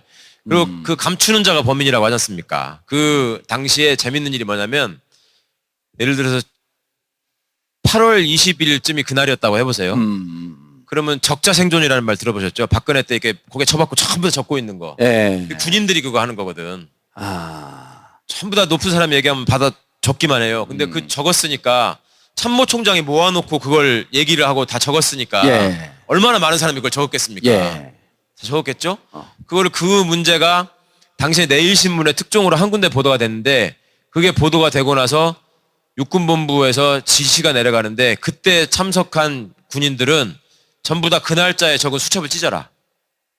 어? 그래갖고 8월 20일 날 그 회의 때 나온 수첩을 적은 거는 다 찢은 거예요. 없어. 정중부의 난을 발언한 게. 혹시나 적겠을까봐 다 찢어라. 근데 거기 참석한 사람이 100명이 넘거든요. 다 찢었잖아요. 그래서 다 찢었지. 야. 이게 굉장히 신기한 게 기자들이 한 100명 정도 출입을 하거든요. 100명까지는 아니더라도 한 50에서 100명 정도 출입하는데 실제로 정말 취재가 안 돼요. 이게 정말 신기한 게 예. 흔히 이제 뭐 국방부 기자들은 뭐 화장실 뭐 대변인실 뭐 해서 3실만 취재한다고 뭐 이런 얘기를 하는데 그래도 그때는 전혀 취재가 안 되더라고요. 나중에 한 그 2003년 일인데. 나중에 한 그렇죠? 7, 8년 지난 다음에 그 수첩을 2004년 적었다. 2004년. 예, 그 2004년에. 수첩에 자기가 그런 말을 적었다라고 하는 증언이 그때서야. 그때 예, 나왔지. 그때서야 나오게 된 거죠. 자, 그래서 예. 강연을 하면서 다니는데, 네, 다니는데. 어떻게 12년, 8년 만에 다시 박근혜 눈에 띄어서 국정원장으로 오냐, 이 경로가 있을 거예요. 그러니까 이 사람은 자기가 박정희의 추종자라는 얘기를 수시로 하고 다녔고 그다음에 캠프에 들어가서 캠프에 들어갔어요? 들어가 있다고 말은 하면서 하시진 않고. 아까 말씀드렸잖아요. 그 자리 만들어지면 가가지고 숟가락 올리는 거. 이걸 해가지고 이제 박근혜 눈도장에 찍힌 거고. 예. 그다음에 또 한 측면에서 그때 김장수 라인이 전부 다 외교안보 라인을 장악하면 안 되니까 예. 이 남재준 쪽을 견제하는 라인으로 써야 되겠다 생각하는 것 같아요. 박근혜 입장에서. 아. 네, 말씀 들어보니까 남재준 전 국정원장은 그냥 약간 두 얼굴을 가진 분? 그러니까 되게 분이라고 하지 말라 그랬죠. 네, 뭐 두 얼굴 가진 사람. 사람, 네. 그러니까 되게 깨끗하고 강직한 어떤 군인 정신을 가진 것 같지만 사실은 그렇지 않은 비열한. 면이 굉장히 많은 예. 그런 분 정도로 들리는데 그분이 정말 자기가 이제 정치적인 색깔이 박근혜 전 대통령하고 맞았다든지 아니면 정말 박정희 전 대통령을 되게 좋아했다든지 존경했다든지. 네, 그런 점이 있어서 그때 기회를 타고 간 건가요? 아니면 그냥 기회주의적으로 그냥 내가 어쨌든 줄 좀 잡아서 어떻게 해봐야겠다라는 생각으로 갔을까요? 한국에서 스스로 자기가 보수라고 자임하고 심지어는 애국 세력이라고 칭하는 예. 우리가 볼 때 수구 세력들의 특징이 제가 검찰 출신이나 뭐 군 출신이나 경찰 출신이나 또 외교부 출신들이 또 그렇게 꼴통이 많습니다. 그다음에 국정원 출신 뭐 이런 사람들을 쭉 만나서 얘기를 들어보면 공통점이요. 자기들이 자유민주주의를 신봉한다라고 말합니다. 자유민주주의와 시장경제를 신봉한다라고 얘기를 하는데 시장경제의 핵심은 뭐냐면 자유경쟁이거든요. 시장경제가 건전하게 될 수 있는데 가장 없어야 되는 게 독점 자본주의입니다. 그래서 재벌을 없애야 되는 게 시장경제가 건전화되는 핵심이에요. 근데 이 사람들은 시장경제를 얘기하면서 재벌을 찬양하고 그다음에 자유민주주의를 얘기하면서 그 자유라는 건 뭐냐면 그냥 반공이 자유예요. 반공이. 그리고 자기들의 얘기에 반대하거나 비판하는 사람은 무조건 반공에 동조하는 사람으로, 아니, 그러니까 공산주의에 동조하는 사람으로 간주를 하는 거예요. 그러니까 남재준이라는 사람이 65년도에 육사에 들어갔다고 그랬잖아요. 그때 대통령이 박정희 아닙니까? 그리고 졸업했을 때가 69년이에요. 그리고 소대장, 중대장을 할 때 유신 시절이었단 말이에요. 그러면 그 시절에 쭉 아까 말씀드린 것처럼 외부하고 차단돼가지고 신문 한 개도 제대로 안 본 사람들이 우리도 과거에 그렇게 생각 없이 그냥 주어지는 것만 듣고 사는 사람들이 지금 태극기 들고 성조기 들고 나와서 울부짖는 거 아닙니까?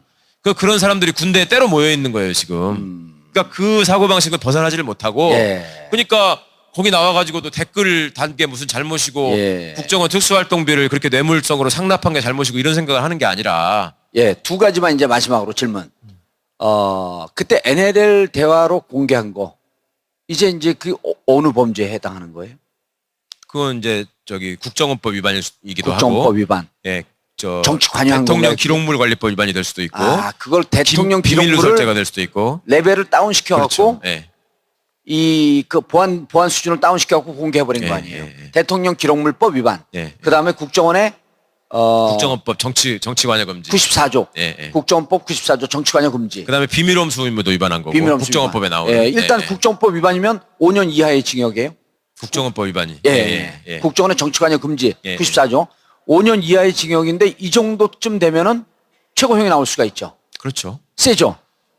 이 사람은 중형을 받아야 되는 사람입니다. 예. 그러니까 그런 저런 것들을 자기가 한 행동은 무조건 옳고 나라를 위한 일로 간주한다고 말씀드렸잖아요. 예. 그러니까 그런 거조차도 이 사람은 나라를 위해서 한 일이고. 지금 다 풀었을까요? 네? 다 풀었을까 지금? 가서 이미 다 얘기했다고 보도가 나와요? 그렇죠. 다 얘기할 수밖에 없지. 얘기하면서 이제 이렇게 해야지 좌익 세력의 준동을 막고 나라를 지키고 우리 반공 정신에 투철한 거다라고 얘기를 했겠죠. 예. 그러면은 그러니까 여기서 이제 그 뭐 MB가 다른 것도 많이 있지만 우리가 계속 궁금해하는 게 이게 전임 정권 때도 했던 일입니다. 국정원에서 청와대 돈 준 거. 이게 이제 국고 손실 뇌물죄 세게 걸리는 거 아니에요. 예. 이게 전임 정권에서도 했던 관행이었습니다. 자기가 좀 빠져나가려고. 그럴 개연성이 있나요? 전임 정권에서 자기가 했는지를 알아야지 그러겠지만 그렇게 일단 얘기는 해보겠죠. 사실 여부를 떠나서 물고 들어가야 되니까. 하기 전이면 그러니까 고의가 없다라는 것은 이제 어쨌든 본인이 이야기를 해야 해야 되니까. 벗어나기 때문에 그 얘기는 분명하게 짚고 넘어가겠죠. 예. 다만 영혼 없이 얘기하지 않기 위해서 전임 정권 이야기를 할 수는 있겠죠. 아니 이 사람들 마인드는 뭐냐면 제가 옛날에 그랬잖아요. 그 현역 포스타 구속했을 때 공금 삥땅 쳐가지고 종친회에다가 기부금 냈다고 몇백만 원을. 그래서 왜 그랬냐 그러니까 내가 여기서 잘 됐기 때문에 종친회에서 돈을 보내라고 통지가 온 거니까 이건 내 직무에 수반되는 비용이라서 공금으로 냈다 이렇게 생각한다 그랬잖아요. 예. 그러니까 이 사람들은 대통령이 나라님이고 그 양반이 나라 돈을 쓰라고 하는 거는 그냥 걔네 말로 위치 이동이야. 이게 국정원에 있든 군대에 있든 기재부에 있든 다 그게 대통령 돈이지. 갖고라고 해서 갖다 주는 게 무슨 죄가 되냐 이런 생각이거든. 왜냐하면 지도 사단장 할 적에 대대나 연대에 있는 돈이야 가져와 그럼 가져오거든. 전임 정권 얘기를 할 가능성이 무척 높네요. 그러면은. 그렇죠. 그러니까 이 사람들은 그런 거에 대한 죄의식 자체가 없다니까. 애초에. 그러니까 그리고 법을 의식하면서 사는 사람이 아니라 아니, 나는 벼랑 안에 평생을 센 놈이 뭐라고 명령하느냐 요거만 의식하면서 사는 사람이기 때문에 나는 벼랑 안에 이런 그 착각에 빠지는 게 그 사람들이 돈을 준 게 그 사람들이 죄의식이 없다 그러니까 죄라고 하는 우리가 잘못됐나? 이런 생각 확 들어요. 하도 이렇게 확신범이라 그러니까. 사고방식이 달라요. 그러니까 격리돼서 오래 살고 있다 보면 진짜 사고방식이 달라. 그러면은 그게 끔찍한 거죠. 여기에서도 MB 문제가 나올 가능성이 높다. 우린 기승전 MB거든요. 그 특수활동비를 MB 청와대가 손을 안 댔을 리가 없죠. 그렇죠. 뭐 어떻게 그 안 댔겠습니까? 그 알뜰하신 분이. 그리고 과거에 총리실 민간인 사찰 사건 같은 경우에도 그 장진수 씨가 관봉으로 5천만 원을 받았다라는 거 지금 많이 잊어버리셨는데 그런 적이 있었잖아요. 총리실에 고위 간부가 와가지고 한국은행 띠지로 묶여있는 관봉 5천만 원을 줬다. 그것도 청와대나 국정원의 특수활동비일 가능성이 높다고 당시에 나왔었거든요. 예. 근데 이 자식이 돌아가신 장인 핑계대고 장인이 준 돈이다 이렇게 했는데 근데 하여튼 그 사람도 기억하셔야 됩니다. 유충렬이라는 사람입니다. 유충렬. 공무원 생활 승진까지 해가지고 무사히 마치고 연금 타먹고 있습니다. 근데 그런 사람들의 마인드가 그렇게 굉장히 굴종적이고 그 독재 체제부터 내려왔던 윗사람이 달라면 주는 거지 그게 충성이지 그게 내 업무지 예. 이런 마인드를 일관하고 있기 때문에 어찌 보면 처벌하기는 쉬울 수도 있어요. 알겠습니다. 남재준은 이번에 빠져나가기 좀 쉽지 않을 거다. 남재준과 관해서 꼭 이거는 마지막으로 얘기를 해야 되겠다 하는 것만 다 했어요? 그 자기 확신에 빠진 그러니까 네. 그 확증 편향에 빠진 사람들이 국가의 요직에 올라갔을 때 얼마나 잘못된 일이 벌어지느냐를 지금 보고 계시는 겁니다. 그러니까 이 사람이 아까 신동아 인터뷰 기사를 말씀드리려다가 얘기가 장황해져 버렸는데 거기서 뭐라고 얘기를 하냐면 기자가 그걸 물어봐요. 군대에서 지휘관이라고 하는 위치에 있는 사람들이 너무나 예. 무소불위의 막강한 권한을 가지고 전행을 한다. 별 하나만 닮으면 거의 신처럼 막 군에서 하잖아요. 예. 그러니까 그거를 법적으로 좀 그 중립적인 데서 견제해주고 조정해주는 장치를 만들면 좋지 않겠냐. 근데 왜 당신은 사법제도를 공정하게 하자는 것에 대해서 이렇게 반대했냐라고 물어보니까 제가 뭐라 그러는 줄 아세요? 군대는 그런 법은 필요 없고 그냥 그 지휘관들을 모아놓고 교육만 잘 시키면 걔들이 알아서 잘한대요. 법이 필요 없고. 법이 필요 없고. 그러니까 자기 생각이 곧 법이라고 생각하는 이런 착각을 가진 사람들이 그간의 우리나라에 9년 넘게 10년을 지배할 뻔했던 겁니다. 예. 자, 2004년도에 최강욱 군 검찰이 진급 비리로 그때 잡아놓았으면 이렇게까지 악화되지 않았을 텐데. 그죠? 정말 저는 정말 그 천추의 한이고 예. 13년을 돌아왔어요. 그 육사 출신 군인들도 저한테 지금 그 얘기를 하더라고. 전화하고 문자 보내가지고 아이 그때 넣어버렸으면은 이렇게까지 안 됐어요. 여러 가지로 편했을 텐데 예. 자기들도 억울한 일 안 당하고 예. 지네들도 호텔에 차려놨을 때 숟가락 와서 드는 놈 없었을 거 아니에요. 예. 알겠습니다. 최강욱 변호사님, 마지막으로 떠나가는 남재준에게 영상 편지 한마디.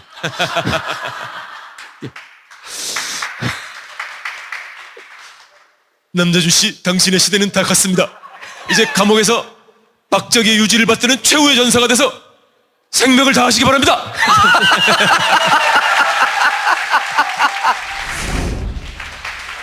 예, 앉으세요. 예.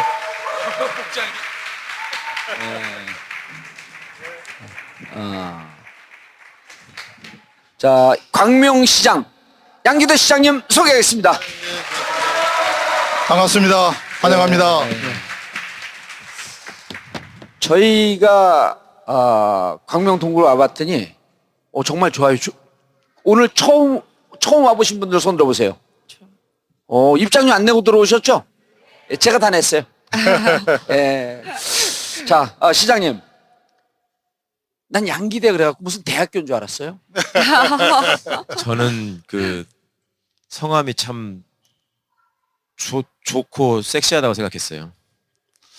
예, 제가 이상한 상상을 하게 만들어. 요즘 그 기대하시라 양기대를 넘어서 양쪽으로 기대라 해서 또 양기대 이름이 참 부모님께서 좋게 보수 진보에 다 기대라. 뭐든지 뭐 우리 보수에도 기대고 진보에도 시민, 기대고. 도민, 국민도 다 기대라. 보수에도 기대고 진보에도 기대고 그거를 교활하다는 거예요. 예. 그런데 네. 광명시에 관광객이 3,000명 있던 게 2015년에 140만 명. 아니 나는 그게 그 전에 3,000명 있었다는 게 희한해. 뭘 보러 와요 3,000명? 그냥 지나갔다 잠깐 내린 거예요. 그냥 헤아리는 거죠. 광명 톨게이트 지나가는 사람? 예. 이 광명 동굴이요. 1972년에 폐광이 돼서 40년 동안 새우젓만 저장하는 곳이었습니다. 다 버려지고 죽음의 땅이었습니다. 근데 2011년에 우리 광명시가 매입을 해서 저와 광명시가 매입을 해서 개발을 했는데 우리 광명시가 2010년에 문화체육관광부가 공식 집계한 관광객 3,000명의 서울의 전형적인 베드타운이었습니다. 경기도 31개 시군 중에 31등, 꼴등. 그런데요. 관광객 숫자 꼴등이요? 예. 그런데 이게 정부가 매년 집계를 하는 거니까요. 근데 2015년 4월에 이 광명동굴을 우리가 유료화했습니다. 공식적으로 관광객을 받았는데 그래서 작년에 이 광명동굴에 142만 명이 왔고 또 광명시 전체에 210만 명이 왔어요. 와. 그래서 6년 만에 3,000명에서 210만 명으로 700배가 늘어났습니다. 그래서 31등 꼴등에서 7등까지 올라갔어요. 그래서 우리는 이것을 폐광의 기적, 세계적인 관광의 기적이라고 자화자찬하고 있습니다. 아, 아니 이게 네. 그 지금 세계에서 이제 그 스트롱맨 중에 지금 핫한 사람이 시진핑 아니에요? 응. 근데 시진핑이 이렇게 유명 인사가 아니었었어요. 2007년까지. 시진핑의 아버지는 시종신이라고 하는 분이 있고 이 혁명 2세대입니다. 중국 혁명. 근데 시진핑이 칭화대를 졸업을 하고 이제 그 어렸을 때 한 10년 동안 그 문화혁명 때 그 숙청이 돼서 13살 나이에 시골에 가서 한 10년을 있어요. 한 7년쯤. 그러고 나중에 이제 복권 그 등소평한테 복권이 돼서 칭화대를 졸업하고 당시 이제 그 중앙 정부에 들어가요. 그래서 서기로 비서관으로 들어갔는데 본인이 새장에 갇힌 새가 되기 싫다라고 하면서 허베이성으로 내려갑니다. 그게 허베이성 관료로 시작을 하는데 그때 허베이성에 정딩현이라고 하는 데가 있는데 거기가 조자룡의 고향이에요. 그 아이디어를 내서 정딩현을 조자룡 고향이라고 하는 아이디어를 내고 관광지로 만듭니다. 근데 관광지를 만드니까 사람들이 오기 시작해요. 그러니까 CCTV에서 거기서 뭐를 찍냐면 홍루몽이라고 하는 임시 세트장을 만들고 그 TV를 찍어요. 홍루몽. 찍고 난 다음에 그것을 이제 부시려고 그러니까 시진핑이 부시지 마라. 우리가 사겠다. 그래서 정딩현의 세트장을 사서 지금 여기하고 똑같이 관광지로 만들어갖고 허베이성의 정딩현이 중국 최대 관광지로 뜹니다. 그래가 이걸 보고 이 양반이 이러다가 시진핑처럼 그래서요. 시진핑 닮았어요. 저도 이 얼굴이 시진핑 닮았다고 해서 아까 저 시진핑 주석이 이 소시적에 그렇게 관광 활성화를 통해서 지방에서 이제 커 올라왔다는 얘기를 들었습니다. 그래서 저도 제가 이제 꽤 유명한 그 언론사 기자도 하고 국회의원도 2번 떨어지고 이제 이 시장을 하면서 어떻게 보면 변방이고 예. 하방이잖아요. 예. 그렇다면 거기서 제가 그래도 약간 외모는 변방스러워요. 그렇습니다. 2015년 4월에 유료화를 해서 오늘까지 무려 유료 관광객이 340만 명 이상이 왔습니다. 그리고 초기 투자비하고 인건비를 제외하고 한 200억 정도를 저희들이 수입을 올렸습니다. 또 지역 경제도 3,000명 오던 도시가 210만 명이 오니까 얼마나 장사가 잘 되겠습니까? 예. 또 한 가지는 일자리. 우리 문재인 대통령님 제일 일본으로 하는 일자리도 500개씩 생겼습니다. 와. 그렇다면 이게 바로 문재인 대통령님과 정부가 추진하고 있는 모든 소중한 정책의 용광로라고 봅니다. 첫째, 여기 일자리가 생겼잖아요. 두 번째, 이게 도시 재생의 성공 모델입니다. 아하. 40년 벌어진 폐광을 이렇게 유명하게 만들었잖아요. 예. 또 한 가지는 사람 중심의 소득 주도 성장, 또 혁신 성장의 하나의 모델 아니겠습니까? 또 여기 보시면 알지만 대한민국 국산와인 200여 종을 여기서 저희들이 팔아주고 있습니다. 무려 11만 병을 팔아줬어요. 상생의 모델 아니겠습니까? 그렇죠. 지역과의 모델. 예. 그래서 저는 문재인 대통령님의 그런 여러 정책들을 이미 대통령 되실 줄 알고 박근혜 정부 밑에서 숨죽이면서 제가 잘 실천해 왔습니다. 느닷없는 깔때기를 들이대세요. 아니 저기 저 시장님은 시장님이 하셨다고 하지만 이현주 의원한테 물어보면 자기가 다 했다고 그러는 거 아니에요? 아무래도 시장 예산이 들어가니까 그건 자기가 했다고 할 수 없어요. 예, 그래도 그것은 국회의원들은 다 갖다 붙이잖아. 자기가 다 했다고 그러지. 정봉주 의원님 말씀 맞는 것 같습니다. 예. 저는 이건 예산이 들어가야 진짜 죠 감히 얘기 못 하고 있어요 아직? 네, 이것을 개발하면서 정말 많은 반대와 또 저항이 있었습니다. 그게 궁금해요. 그 자유한국당 그러니까 새누리당 무슨 당이지? 새누리당. 그 처음 제가 2010년 7월에 시장이 돼서 이제 2011년에 이걸 43억 원에 개인으로부터 우리 시가 매입을 했는데 그때 시의회가 6대 6이었습니다. 그러니까 처음에 이거 사는 것까지는 어떻게 그냥 넘어갔는데 이제 이걸 개발하려고 하니까 그 반대 측에서 엄청난 저항이 있었습니다. 첫째, 이 동굴에 들어가면 피부병 걸린다. 아하. 첫째, 오염됐기 때문에 카드뮴 비가 내릴 것이다. 또 이거 돈 먹는 하마가 될 거다. 뭐 여러 가지 rumor가 있었습니다. 아까 보셔서 알지만 이 안에는요 식물이 자라고 있습니다.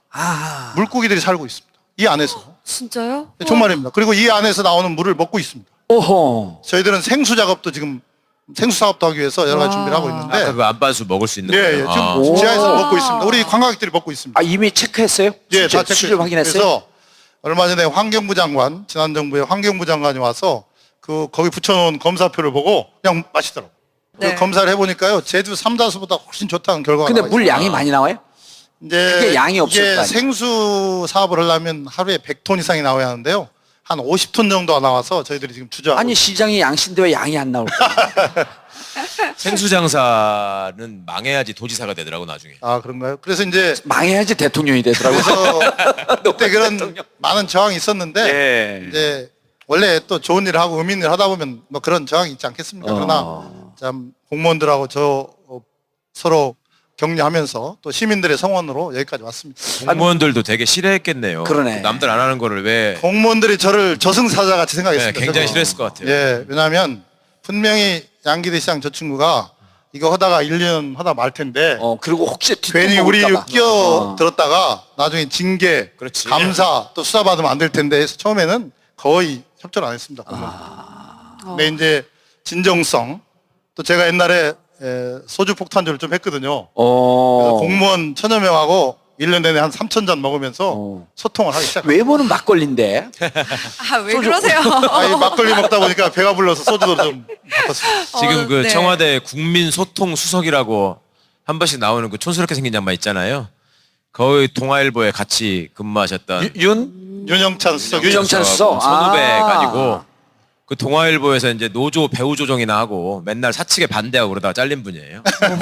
아니, 이게 이제 진보 진영의 과거에 이제 대통령 후보도 열심히 2004년 출마하려고 나왔다가 이제 진보 진영의 또 대표 이런 논객으로도 활동하고 그랬었는데, 제가 이제 어디 가서 얘기하는 게 이제 제가 그 댄디 진보, 멋진 진보, 강남 좌파 이게 상징이거든요. 그러면서 제가 늘 하는 얘기가 혹시 아실 거예요. 등소평이 70년대인가요? 네, 개혁개방. 예, 80년대 초, 80년대 초. 네. 문화혁명 끝나고 등소평이 문을 열면서 한 유명한 얘기가 있거든요. 네, 사회주의가 가난은 아니다. 그렇죠. 그 말씀을 사회주의는 하셨죠? 사회주의가 가난이 아니다. 그러니까 사회주의가 돈 벌어야 된다. 동막골 보면 또 멋진 얘기가 나오잖아요. 맞아요. 이장이 그러잖아요. 그 북한군 장교가 어떻게 당신 이렇게 훌륭한 리더십을 일으켰느냐 그러니까 이장이 아니 잘 먹이면 많이 먹이면 되지 않냐. 그래서 저도요. 그래서 진보 진영의 이런 그 국회의원들이나 자치단체장들이 정치는 잘하는데 경제를 살리는 문제에 의외로 약하다는 비판을 받아요. 그래서 그러니까 이제 제가 이 진보 진영에서 돋보이는 거죠. 더 사업도 잘하고. 그만해. 그만해. 오래간만에 들으니까 고통스러워. 아니 저도 우리 정봉주 의원님 말씀에 공감합니다. 처음에 제가 이런 걸 개발하고 또 우리 KTX 광명 역세권 58만 평 허벌판으로 있을 것을 다 제가 이제 개발을 했는데 그러니까 그런 비판이 있었어요. 저 양기대 시장이 명색이 진보 진영인데 왜 자꾸 개발 성장 이런 것만 하려고 그러냐. 처음에 저도 굉장히 그것 때문에 좀 스트레스를 받았습니다. 그러나 제가 이런 생각을 했습니다. 처음에 국회의원 2번 떨어지고 시장이 되면서 그래도 이 전형적인 배드타운인 광명을 뭐 좀 잘 살게 만들고 우리 시민들이 자부심 느끼게 만드는 게 중요하지 않느냐 그런 생각을 해서 네. 제 머릿속에 있었던 그 이념의 칼은 그냥 저쪽에다 묻어놓고 생활정치의 칼을 제가 빼들은 거예요. 어때 괜찮죠? 잘하신 멋져요. 것 같아요. 생활정책 칼을 뺐다. 네, 그래서 이제 그러다 보니까 이제 조금씩 광명이 바뀌기 시작하더라고요. 그러니까 이제 우리 시민들 또 공무원들이 제 진정성을 알고 이제 해왔는데 빚을 다 갚고 수익이 남은 건 어떻게? 그래서 이제 이 동굴 아까 2년간 200억 벌었다고 했잖아요. 200억 벌고 또 역세권에 뭐 이케아, 코스트코, 롯데 이런 걸 두르면서 아울렛 두르면서 우리가 돈이 좀 쌓였어요. 그래서 올 초에 239억 제가 물려받은 빚 다 갚았습니다. 근데 빚 갚고 나니까 이제 돈이 계속 쌓이더라고요. 근데 이러면 이 돈을 어떻게 쓸 것인가 생각하다가 제가 그런 생각을 했습니다. 일단 등 따숩고 배불러야 이게 우리 시민들 또 국민들이 좋아하지 않겠습니까? 그러면서 또 우리 그 가치도 더 소중한 그런 생각들을 하게 되고 정의로운 국가, 나라다운 나라 국가 만드는 데 갈 것 같아서 복지하고 미래 세대에 투자를 했습니다. 그래서 우리가 올 가을부터는 고교 무상급식을 하고 있고, 고교. 예, 또 오. 고교 무상급식은 그렇게 많이 하지 않잖아요. 그거 안 그다음에 하죠. 올 3월부터는 전국 최초로 초, 중, 고, 넌 GMO라고 들어보셨죠? 유전자 조작 없는 식재료를 사용한 무상급식을 저희들이 하고 있습니다. 전국 최초로요. 그 다음에 요즘 뭐 어느 도시 보면은 예, 중학교하고 고등학교 무상 교복 문제로 막 시끄럽잖아요. 저희들은 올 9월 달에 시의회에서 조례가 통과돼서 이제 중학교와 고등학교 신입생들한테 내년부터 무상 교복을 하기 위해서 지금 예산을 편성을 해놨습니다. 이게 이제 결국은 이렇게 저희들은 벌어서 하니까 시의회에서도 아무 말이 없는 거예요. 근데 뭐 있는 돈 갖다가 그 도시의 사정 형편이 좋아서 있는 돈 갖다가 막 쓰려면 아무래도 그거에 대한 반대 세력도 있고 또 방해를 하는 경우도 있잖아요. 그래서 저희들은 은근히 이재명 시장을 까네요. 아닙니다. 저는 이게 각고의 노력으로 벌어서 하니까 뿌듯함도 있고 또 시민들이나 지역 정치인들도 다 상생하는 그런 분위기가 된 것 같습니다. 시장님 형님하고는 친하게 지내세요? 저는 제가 장남이라요. 제가 장남이라 뭐 동생만 있습니다. 동생 중에 회계사는 없고? 네. 아유 얄미워. 그래서 제가 아까 저 어떤 분이 그러시더라고요. 양기대 시장이 좀 시진핑하고 얼굴이 비슷한데 그 관광 산업으로 맞짱 한번 떠라. 옛날 그분도 시골에 내려가서 관광 산업에서 크게 성장을 했는데 그래서 제가 이런 얘기를 농담으로 했습니다. 그러면 그 실적으로 업적으로 보면 제가 중국에 가서 시진핑 주석하고 투표로 주석 선출하면 제가 될 것 같다. 웃으시더라고요. 예. 그런데 시장을 이제 더 이상 안 하겠다고요? 우선은 우리 전형적인 베드타운인 광명시를 그래도 대한민국에서 가장 주목받는 도시로 바꿔봤잖아요. 또 시민들도 우선 도시의 가치가 높아지고 또 여러 가지 삶이 좀 풍성해졌다고 생각합니다. 예. 그렇다면 이런 것들을 우리 경기도 전체로 좀 확산시켰으면 좋겠다. 일자리 문제, 도시재생 문제, 또 혁신 성장의 문제, 또 상생의 문제 이런 것들을 조금 더 경기도 차원으로 간다면 예. 지금 문재인 대통령이나 이 정부가 추진하고 있는 그런 것들과 일맥상통해서 자 대통령과 정부가 지금 적폐청산하고 나라다운 나라 만들기 위해서 최선을 다하고 있는 건 다 공감하지 않습니까? 그럼 거기다가 아까 좀 풍족한 삶, 행복한 삶, 내 일자리도 있고 또 보육과 교육도 잘 되고 뭐 이런 삶을 같이 얹혀가야 그게 제대로 된 정치고 제대로 된 생활 정치가 아닌가. 그래서 그것을 한번 제가 해봤기 때문에 좀 과감히 한번 큰 데 가서도 큰 물에 가서 한번 해보려는 생각을 갖고 있습니다. 네. 근데 시장님 말씀 들어보니까 되게 광명시 시민들은 좀 행복할 것 같아요. 그러니까 되게 별로 안 알려졌는데. 네, 그래서 저 같은 경우에는 사실 옛날에 광명하면은 떠오르는 게 별로 없었는데 최근에는 광명하면은 이케아도 있고 뭐 KTX 역도 있고요. 그리고 광명동굴은 제가 이번 촬영 때문에 처음 알게 됐어요. 예. 그래서 그냥 뭐 동굴 하나 있겠지 하고 왔는데 너무 생각보다 좋아요. 너무 너무 잘 돼 좋아요. 있는 예. 거예요. 정말 들어와 보니까. 이게요, 그래도 대한민국 100대 관광지가 됐고요. 어허. 얼마 전에는 중학교 교과서에도 실렸습니다. 근데 중학교요? 중학교 몇 교과서 학년이요? 왜 실렸어요? 왜? 2학 왜 실렸냐? 네. 지역의 대표적인 그 가치를 높인 사례로 해가지고요. 오. 근데 근데 중학교 2학년 그 무섭다는 중2 교과서. 사회과 오. 교과서에 예. 혹시 국정교과서에 실린 건 아니고? 그건 아닙니다. 저 금성사 특선인데요. 제가 금성초등학교 나왔어요. 그래서 근데 제가 지금 복장이 이렇잖아요. 네. 제가 이 광명동굴 총괄 지배인입니다. 어허. 근데 이게 아까- 이 복장이 예. 인디아나 존스 그 복장처럼 보여요. 색이. 되게 좋아요. 네. 감사합니다. 근데 이 동굴이 너무 홍보가 아직도 안 됐어요. 맞아요. 네. 그래서 제가 아쉬워. 오늘 홍보 좀 하려고 사실 가져왔는데 네. 수백만이 왔다 가셨는데 왜 홍보가 안 왜 그러냐면요. 우리 서민들 또 일반인들은 많이 오셔요. 근데 조금 돈깨나 있고 예. 권력 있는 분들 또 좀 잘 나가는 분들은 야 거기 가봐야 뭐 제주에 만장굴 정도 조그만 불 하나 있겠지 해서 잘 안 오시는 거예요. 어허. 근데 그분들 오면 다들 놀랍니다. 만장굴은 조그매요? 조그맣니다. 아. 그런 것들을 통해서 좀 이 지역에 더 많이 오셔서 오늘 소원 이루셨어요. 돈 꽤나 있고 권력 있는 분. 근데 제가 얼마 전에 그 문재인 대통령님이 이 광명노래에 온다고 해서 제가 거부했습니다. 왜요? 예, 웃자고 하는 소리인데요. 예. 지금 우리 광명 시민들이요, 대통령님을 이 동굴에 모시기 위해서 청원 운동을 하고 있어요. 오호. 들불처럼 번지고 있는데 예. 그분들은 이런 거예요. 한번 대통령님 오셔서 아, 자랑도 하고, 그러니까 이런 성공적인 사례를. 예, 그러니까 또 오시면 연 관광객이 한 300만 명은 될 거라고 또 보는 거예요. 아, 그다음에 여기가 아까 말한 일자리라든지 도시 그렇네요. 재생 또 여러 가지 그런 대통령님이 펼치고 있는 정책에 예. 또 모델이 되니까 한번 자랑하고 싶은 겁니다. 어. 우리 정 의원님께서 예. 꼭 좀 부탁드리겠습니다. 글쎄 우리 방송에 나가면 오실 것 같은데. 아니 아예 여기다가 예. 자리를 잡으세요. 효린의 민박처럼 봉준의 동굴 해가지고 하면은 뜰 것 좋다. 같아. 좋은데요? 봉준의 동굴. 와. 여기서 먹고 살아 그냥? 그러네. 근데 항상 수감 생활에 익숙하니까 여기 햇빛 없는 거 좋아하잖아. 그러네. 감옥에서 동굴로. 이게 되게 좀 이상한 질문이긴 한데 이 동굴에 그럼 박쥐도 있긴 있나요? 네, 옛날에는 있었답니다. 그래요? 지금은 이제 없는데 우리가 지하로 내려가는 곳에 박쥐가 날아가는 그런 아 모습들을 그럼 여기 재현해요. 올 사람은 따로 있는데? 지금 사우디 간 쥐?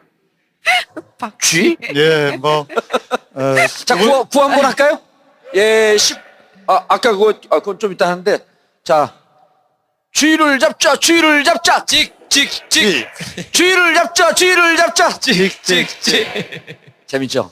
네. 데모는 이렇게 하는 겁니다. 제가 얼마 전에요, 제 페이스북에 MB라는 분이 요즘 심정도 복잡할 텐데 예. 차라리 그 503호에 있는 분 옆으로 갔으면 좋겠다 이렇게 썼는데, 그 큰일 나요. 근데 여기 오시면 더 좋을 것 같다고 아까 아니 말씀하셔서. 거기는 여사예요. 아, 여사입니까? 여사 남사 같이 있으면 큰일 나요. 죄송합니다. 그래서 저는 뭐 여기까지는 생각 안 했는데 예. 우리 정 의원님께서 또 여기까지 추천을 해주셔서 예. 저희들 근데 오면 불편합니다. 아 그럼요. 여기 관광객들 많이 망해요, 오시는데 망해. 그래서 그것은 안 될 것 같습니다. 예, 폭망 안 예. 돼. 절대 오면 안 나온 돼. 김에 그거는 확인해 주시죠. 다스는 누구 거예요? 저는 이 동굴하고 우리 역세권 KTX 광명 역세권 변화를 제가 이제 이끌어내니까요. 많은 분들이 좀 제자랑 같지만 저를 마이다스의 손이라고 합니다. 뭐 미다스의 손인데 그분은 마이너스. 저 아닙니까? 예. 다스 마이다스 제 건 아닌 것 같고요. 아마 그분의 것이 아닌가 생각합니다. 예. 저는 똑똑히 기억하고 있습니다. 이분이 정 의원님이 BBK 할 때요. 그것은 같은 세트였습니다. 사실 세트였는데 그때는 정권 교체가 그쪽으로 갔기 때문에 예. 밝히지 못했는데 이제는 제대로 된 소유주가 밝히고 아마 그것이 이제 우리 국민의 품으로 돌아가지 않을까 예. 그런 생각도 하고 있습니다.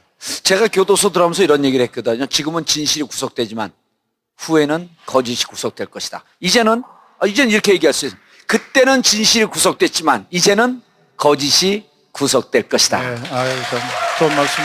저도 거기에 공감하고요. 저도 옛날에 정치에 입문하기 전에 국회의원 출마하기 전에 기자할 때 검찰에 많이 출입했습니다. 예. 그래서 우리 정 의원님 말씀을 100% 공감을 하고 언젠가 잘못하면 반드시 그 대가를 치르고 그게 바로 역사에 술리고 예. 역사가 하는 정이다 그렇게 생각하고 있습니다. 예, 알겠습니다. 자, 광명 시민을 위해서 그리고 경기 도민을 위해서 좋은 정치. 그리고 또 나이도 얼마 안 들었어요 아직? 아닙니다. 저도 이제 50대 중반을 넘어서고 있습니다. 요즘 50대면 애들이에요.